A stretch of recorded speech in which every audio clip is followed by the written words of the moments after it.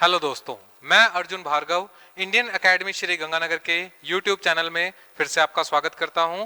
दोस्तों, पिछले अध्याय में हमने नागरिकता से संबंधित कुछ अनुच्छेद पढ़े थे, जिसके अंतर्गत अनुच्छेद 5 से 11, अनुच्छेद 5, 6, 7, 8, 9, 10, 11 की जितनी भी भारतीय नागरिकता की जो शर्तें थी उनके बारे में हमने बात कर ली थी। लेकिन अब इस अध्याय में नागरिकता के पार्ट 2 में हम कुछ नए विषयों पर बात करेंगे कि किस प्रकार भारतीय नागरिकता अर्जित की जा सकती है और किस प्रकार भारतीय नागरिकता की समाप्ति हो सकती है। तो पहले अगर हम बात करें कि भारतीय नागरिकता प्राप्त करना, कि नागरिकता को प्राप्त करने की कौन सी विधियां है, और अगर माने कि नागरिकता की समाप्ति की कौन सी विधियां है, ये दो चीजें हमें पढ़नी पड़ेगी। तो यदि हम बात करें नागरिकता को प्राप्त करने की, तो इसकी 5 विधियां हैं। पहली बात है जन्म से, दूसरी बात है वंश क्रम के आधार पे, तीसरा कहता है पंजीकरण, रजिस्ट्रेशन, पंजीकरण कह दीजिए या आप इंग्लिश में रजिस्ट्रेशन कह सकते हैं। चौथा कह सकते हैं देशीयकरण या प्राकृतिक कानूनों से, प्राकृतिक जो तरीका है उससे या देशीयकरण से, ठीक है। पांचवा कह सकते हैं हम अर्जित भूभाग के विलयन द्वारा। तो नागरिकता को प्राप्त करने की 5 विधियां हैं। मैंने पहला बताया जन्म से नागरिकता। अब आपको थोड़ा सा समझना पड़ेगा इसमें डिटेल में कि जन्म से वंशक्रम ये क्या सिस्टम क्या है। देखिए, जन्म से नागरिकता तो एक सीधी स्पष्ट बात ये कहता है कि जिस व्यक्ति का जन्म संविधान लागू होने के बाद 26 जनवरी 1950 को, कहते हैं कि 26 जनवरी 1950 के बाद जिस व्यक्ति का जन्म कहां पर हुआ हो, भारत में हुआ हो, तो भारत का नागरिक कहलाएगा। ये सीधी स्पष्ट बात है, इसमें कोई भी मतलब वो बात नहीं है कि कोई नए तरह की शर्त आ जाए या कोई नई प्रकार की शर्त आ जाए। सीधे स्पष्ट रूप में कह सकते हैं यदि कोई व्यक्ति जो 26 जनवरी 1950 से जो भारत का नागरिक होगा, मतलब जिसकी कह सकते हैं हम भारतीय नागरिकता, जिसमें हम बोल सकते हैं कि 26 जनवरी 1950 से जो व्यक्ति जिसका जन्म भारत में, संविधान प्रारंभ से जिसका जन्म भारत में हुआ है, वह भारत का नागरिक है। इसमें कोई किंतु परंतु वाली बात नहीं है। जबकि आर्टिकल 5 में हमने पढ़ लिया था कि यदि कोई व्यक्ति जो है वो 5 वर्ष पूर्व भारत में रह रहा हो, संविधान लागू होने के 5 वर्ष पूर्व भारत में रह रहा हो, तो भारत का नागरिक होगा। और यहाँ पर हमने कहा है कि यदि कोई व्यक्ति जिसका जन्म 26 जनवरी 1950 को या उसके बाद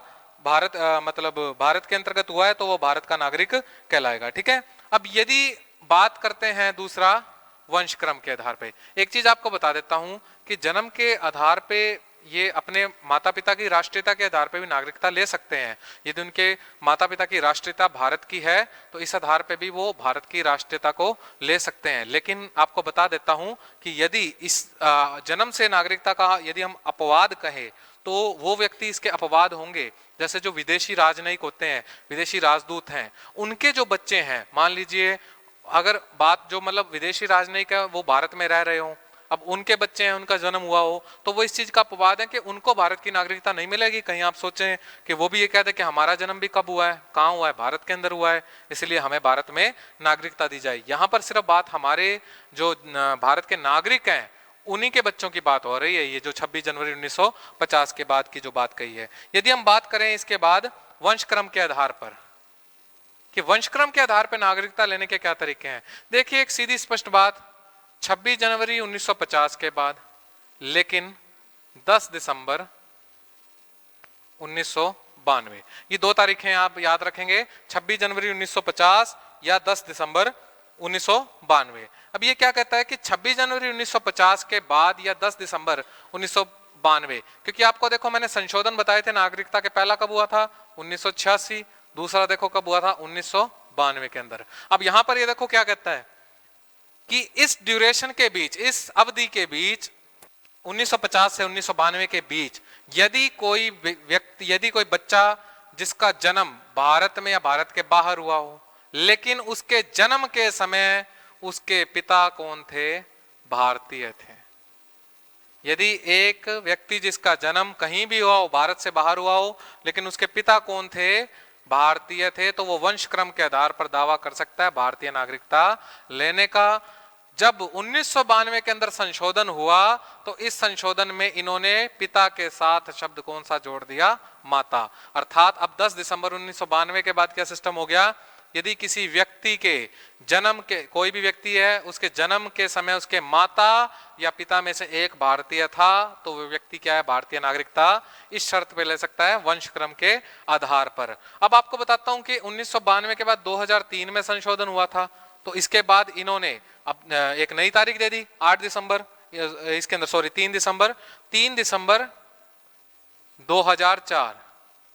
अब 3 दिसंबर 2004 एक नई तारीख दे दी, यदि इसके बाद इसका जन्म हुआ है। देखिए पहले तारीख कौन सी थी, 10 दिसंबर 1992। अब इन्होंने कह दिया 3 दिसंबर 2004 के बाद यदि किसी का जन्म कहां हुआ, भारत से बाहर जन्मा हो, यदि कोई व्यक्ति, कोई बच्चा भारत से बाहर जन्मा हो, तो उसको वहां पर जो वहां की एम्बेसी है, वहां भारतीय कॉन्सुलेट को बताना पड़ेगा, उसको रजिस्टर करना पड़ेगा।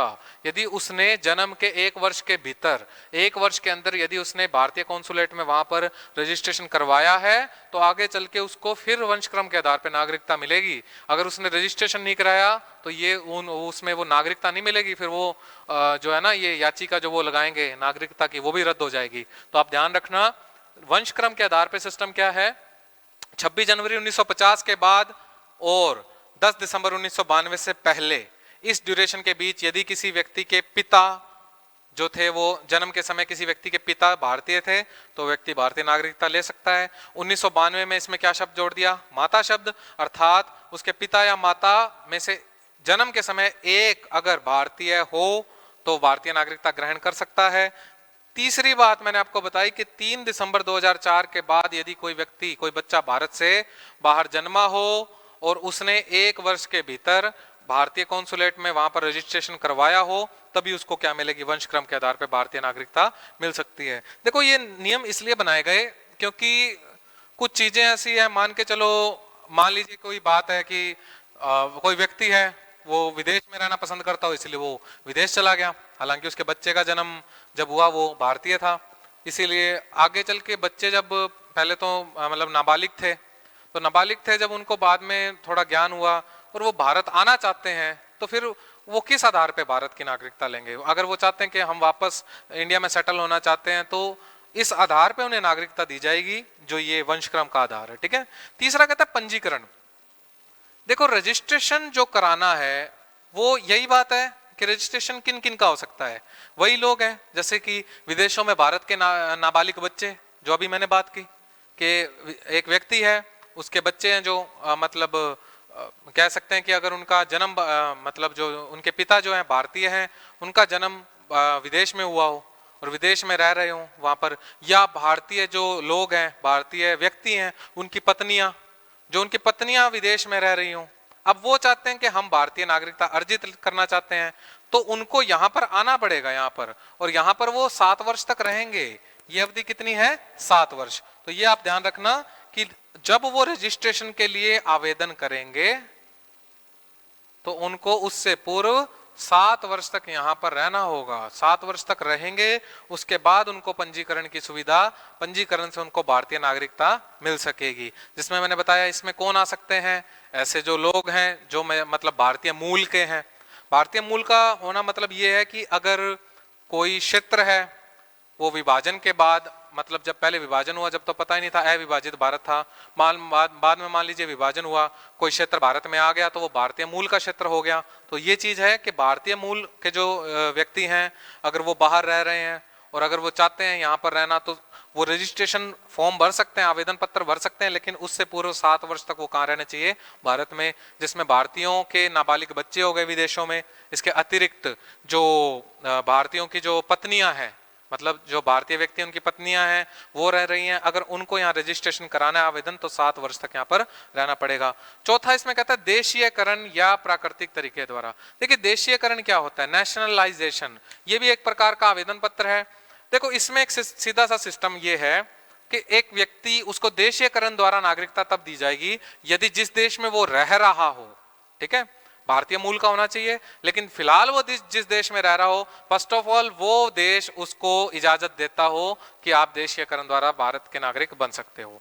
दूसरा, यहाँ पर आपके रहने की अवधि, यहाँ पर आप भारत सरकार के अंडर काम कर रहे हो, ठीक है, और यहाँ पर आप काम कर रहे हो और ये आवेदन पत्र भरने से 11 वर्ष पूर्व आप भारत में रह रहे हो, ये अवधि कितनी है? 11 वर्ष। और इस 11 वर्ष में भी पहले 7 वर्ष में से 4 वर्ष आपने यहाँ पर काम किया हो। यदि ये आप कंडीशन पूरी करते हो तो आपको देशीयकरण द्वारा नागरिकता दी जा सकती है या प्राकृतिक कानूनों के आधार पर नागरिकता दी जा सकती है। परंतु एक चीज आपको ध्यान रखनी पड़ेगी इसके अंतर्गत, इसमें खाली ये बात नहीं है कि मान लीजिए एक व्यक्ति है, वो कहते हैं मैं 11 वर्ष से यहाँ रह रहा हूँ और पहले 7 साल में मैंने 4 साल काम भी किया है भारत सरकार के अंडर। खाली बात इतनी सी नहीं आती है, इसमें आचरण, चरित्र, सारी बातें शामिल होती है कि भारतीय जो केंद्र सरकार है उसको लगना भी चाहिए कि आप जो है यहाँ पर अपना अधिवास बनाने के लिए तैयार हैं। अधिवास क्या होता है कि मतलब निश्चित तौर पर स्थायी निवास रहने के लिए भी तैयार हैं। क्योंकि एक मुद्दा ऐसा ही हुआ था कि एक व्यक्ति था जो कि भारत आया था आजादी से पहले और उसके बाद मतलब यहाँ कुछ समय रहा था और अपनी जो रहने की अवधि को वो टाइम टू टाइम बढ़वाता रहा।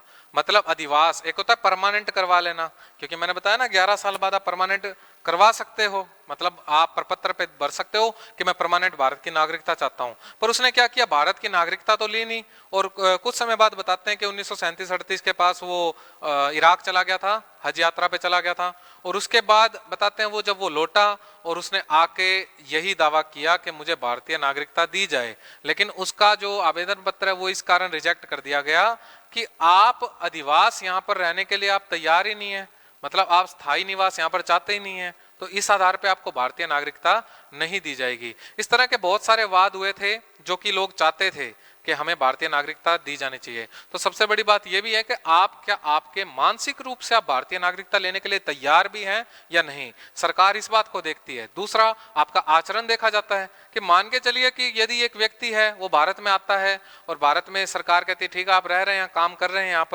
यहाँ पर रहिए, आप कुछ समय काम कीजिए और उसके बाद आप आवेदन पत्र भरेंगे, मतलब भारतीय मूल के थे, आवेदन पत्र भरेंगे, कहीं बाहर से आए हैं। लेकिन प्रॉब्लम यह है कि जब गवर्नमेंट आपका क्रिमिनल रिकॉर्ड चेक करती है तो पता चलता है कि आप 3 बार देश विरोधी नारे बोलते हुए पकड़े गए थे।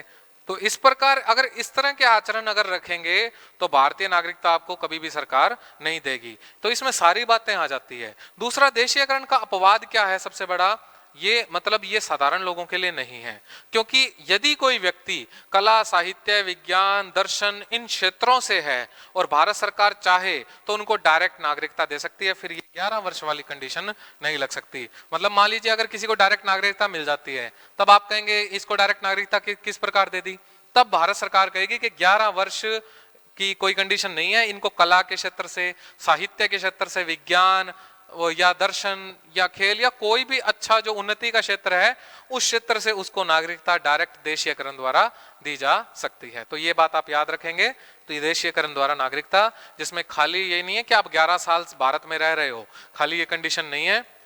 इसमें क्या है कि अगर आप चाहो, वैसे तो ये कंडीशन सभी के लिए थी, पर 2019 का जो नागरिकता संशोधन हुआ है उसमें इस अवधि को कुछ विशेष जो अपने कहते हैं जिनको अल्पसंख्यकों के लिए और कुछ विशेष वर्गों के लिए इसको कम कर दिया गया इस अवधि को। ठीक है, तो आप ध्यान रखना कि इसके अंदर इसके साथ साथ ये है कि आपका आचरण वगैरह ये भी देखा जाता है। तो चौथा कारण कौन सा था, देशीयकरण द्वारा नागरिकता। ठीक है, अब इसके अंतर्गत मान के चलिए 5वां जो है अर्जित भूभाग विलयन द्वारा, ये कहता है कि मान लीजिए कोई क्षेत्र है उसको भारत सरकार ने अर्जित करके भारत में मिला लिया, स्वाभाविक सी बात है वहां के लोग जो है वो कहाँ जाएंगे, उनको नागरिकता आपको किस आधार पे देनी पड़ेगी, अर्जित भूभाग के विलीन द्वारा, क्योंकि अब वो भारतीय मूल के कहलाने लग जाएंगे।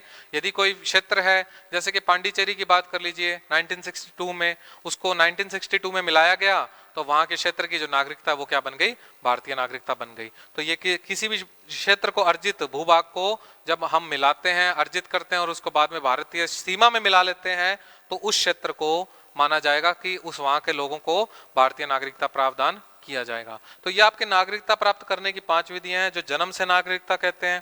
भाई जन्म जिसका भारत में हुआ हो, स्वाभाविक सी बात है, मैंने बताया कि वो भारत का नागरिक है। वंशक्रम के आधार पे यदि उसका जन्म हुआ हो, उसके जन्म के समय पहले था पिता, बाद में 1992 में कर दिया माता, माता या पिता में से एक भारतीय हो तो उसको भारतीय नागरिकता दी जाएगी। और मैंने बताया 3 दिसंबर 2004 के बाद तो रूल हो ही गया कि यदि कोई बच्चा विदेश में जन्मा है 1 साल के अंदर अंदर उसका क्या करवाना पड़ेगा, वहां भारतीय कॉन्सुलेट में रजिस्ट्रेशन कराना पड़ेगा। इसके अलावा पंजीकरण द्वारा मैंने बताया ऐसे कुछ लोग जो भारतीय मूल के हैं वो चाहते हैं विदेश हम नागरिकता प्राप्त करें, या तो मान लीजिए भारतीय मूल के हैं, रह विदेश में रहे हों, या मान लीजिए मैंने बताया भारतीयों के जो भारतीय जो लोग हैं उनकी पत्नियां होगी या उनके नाबालिग बच्चे हो गए, तो उनको 7 वर्ष यहाँ पर रहना पड़ेगा और उसके बाद ये नागरिकता दी जाएगी। देखिए, कहने को कहते हैं कि नागरिकता के जो नियम थे वो बहुत टफ हुआ करते थे, कठिन हुआ करते थे। केंद्र सरकार कोशिश करती जा रही है कि इनको और आसान किया जाए, और ज्यादा आसान किया जाए। मतलब दोहरी नागरिकता जैसी विशेषताएं भी पाई जाती हैं, वो भी मैं जिक्र करूंगा अभी।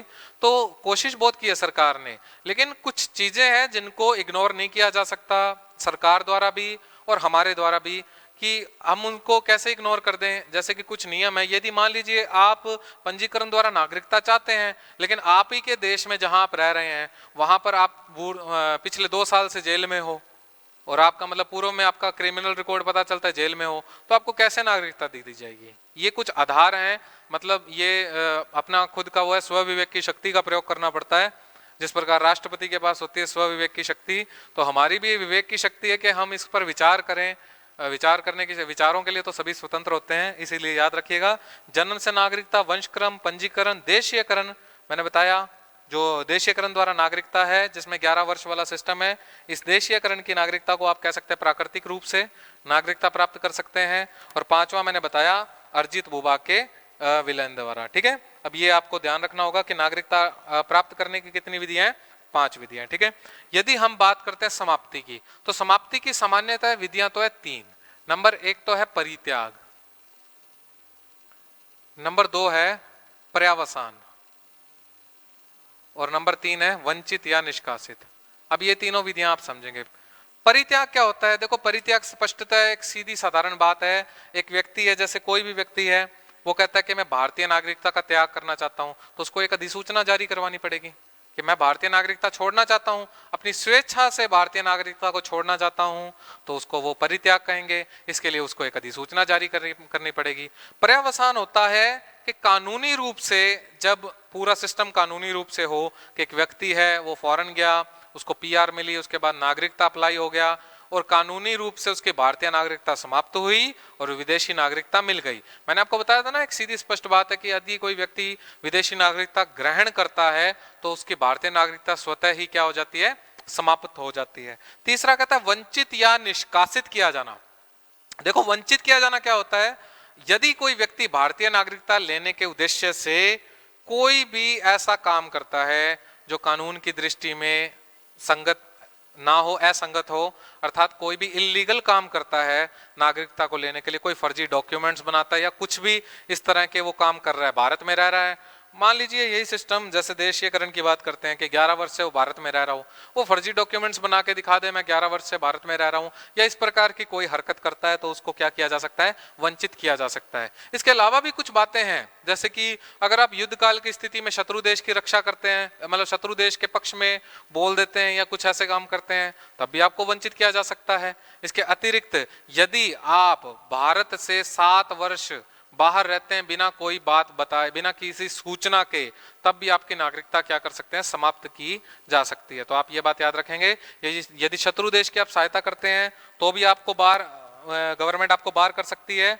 या अगर आप सामान्य रूप से 7 वर्ष, ये ध्यान रखना आपको कि क्वेश्चन आया हुआ है कि कोई भी व्यक्ति कितने समय तक भारत से बाहर रहे तो उसकी नागरिकता समाप्त हो सकती है। 7 वर्ष अगर आप बिना बताए बाहर रहते हैं तो आपकी नागरिकता क्या हो सकती है, समाप्त हो सकती है। तो ये नागरिकता प्राप्त करने की विधियां थी, ये नागरिकता समाप्त करने की विधियां, कि भाई ये नागरिकता की इस तरह समाप्ति हो सकती है और इस तरह नागरिकता प्राप्त हो सकती है। अब यदि हम बात करते हैं नागरिकता के अंतर्गत जो संशोधन हुए थे 86, 92, 3, 5 वाले, तो इनमें क्या परिवर्तन आया था? देखो, एक शब्द है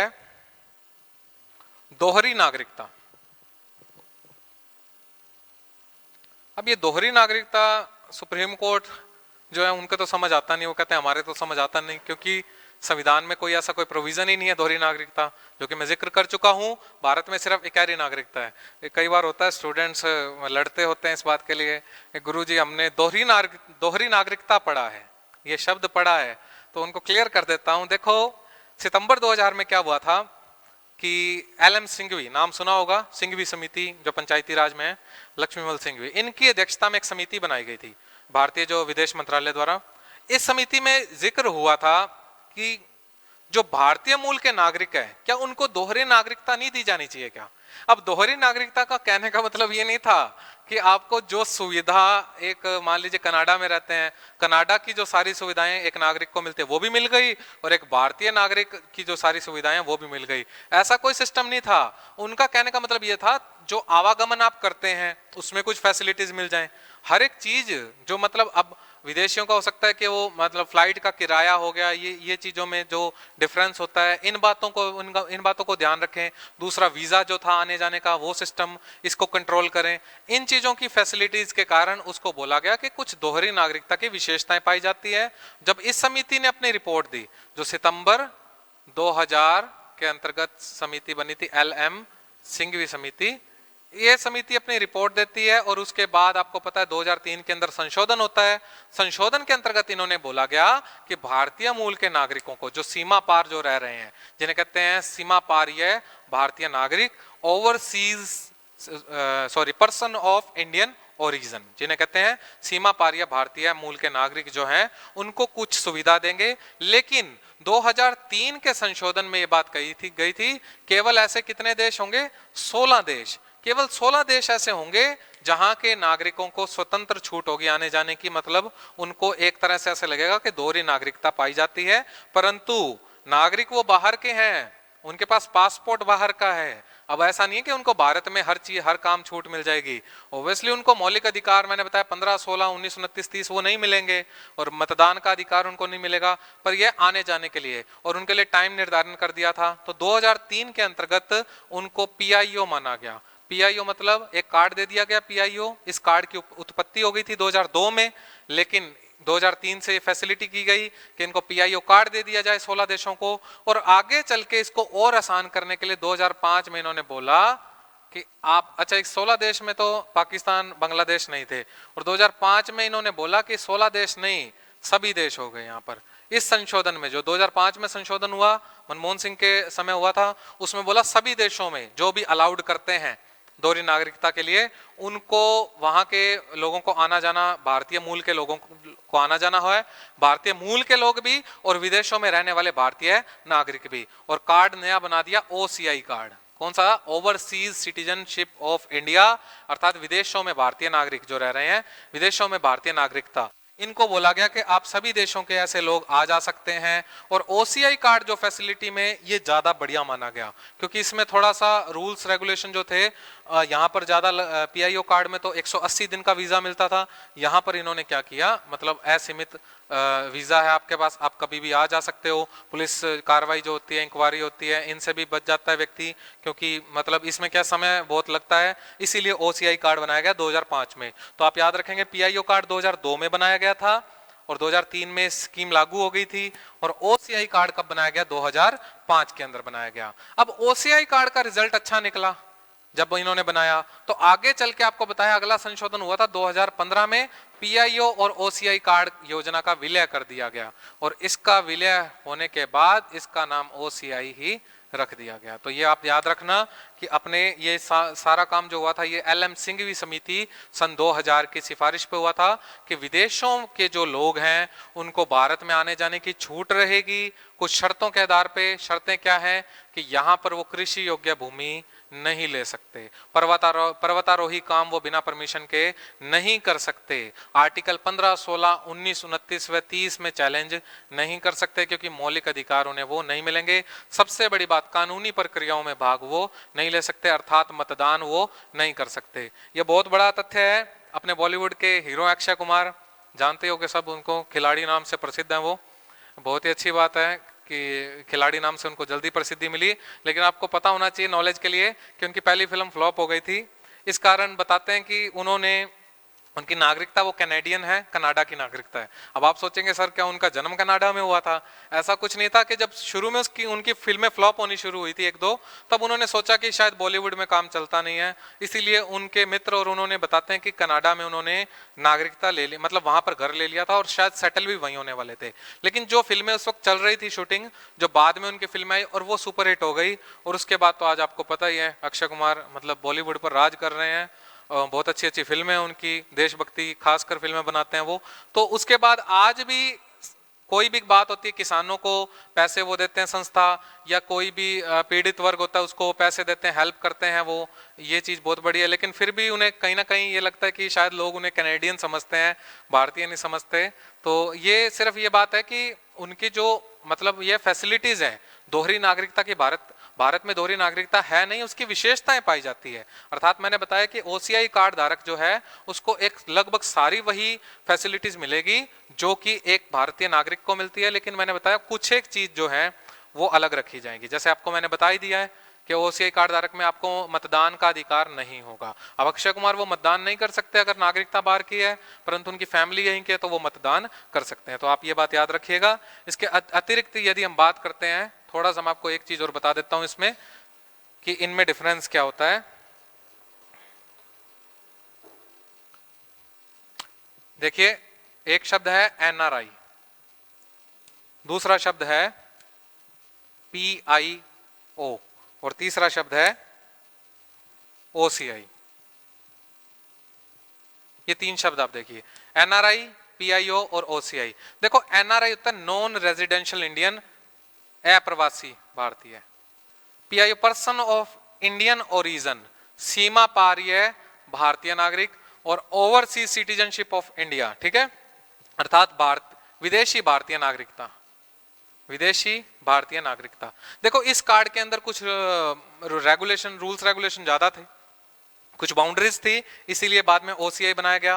मैंने आपको बताया था पीआईओ कार्ड अगर परीक्षा में आ जाए तो आप लिखेंगे 2002 में बना, ये कब बना, 2005 में, और 2015 में इसका योजना का विलय कर दिया। एनआरआई जो होता है वो भारतीय ही होता है, उसके पास पासपोर्ट भारतीय है, वो तो मामूली तौर पे अस्थायी तौर पे विदेश में रह रहा है। एक ट्रेंड चल गया ना पंजाब के अंदर कि साडा मुंडा एनआरआई है जी, वो क्या है, एनआरआई करते ही फिर बताते हैं, जब उसका रिश्ता करने जाते हैं तो अच्छी अच्छी लड़कियां भाई उसके सामने, अच्छी एजुकेशन वाली, अच्छी एजुकेशन जो है जिन लड़कियों की, वो लड़कियां सामने आती हैं, अच्छा रिश्ता हो जाता है तो वो कहते हैं भाई साडा मुंडा एनआरआई है।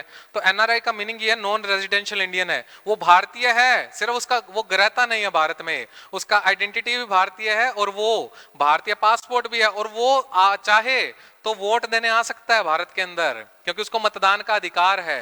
वो तो कंप्लीटली है तो भारतीय, लेकिन सिर्फ रह कहाँ रहा है, विदेश में, वही उसका रेजिडेंस जो है वो विदेश में है। तो इसको तो सारी फैसिलिटीज होगी जो आपको है, बस वो रह विदेश में रहा हो, ठीक है। पीआईओ के अंदर क्या था कि आपका पासपोर्ट विदेशी होगा, लेकिन आपको आने जाने के लिए छूट दे देंगे। 180 दिन के लिए आप आ सकते थे, 6 माह के लिए आप वीजा अप्लाई कर सकते थे, उसके अंदर वो वीजा बनवाना पड़ता था, और आपको ज्यादा फैसिलिटीज यहाँ पर भारत में नहीं मिलती थी। ओसीआई के अंदर इन्होंने क्या किया, जो भी भारतीय मूल के नागरिक हुआ करते थे या भारतीय विदेशों में जो भारतीयों के नाबालिग बच्चे हैं उनको, इनके लिए बना था ओसीआई कार्ड कि आप आओ, भारत से आ सकते हो, किसी प्रकार की कोई वीजा की जरूरत नहीं है, आपका लाइफ टाइम वीजा होगा, ठीक है। आप ओसीआई कार्ड बनाओ, जो भी इसकी कीमत है, जितने भी डॉलर इसकी कीमत है, वो एक कीमत निर्धारण कर दी गई।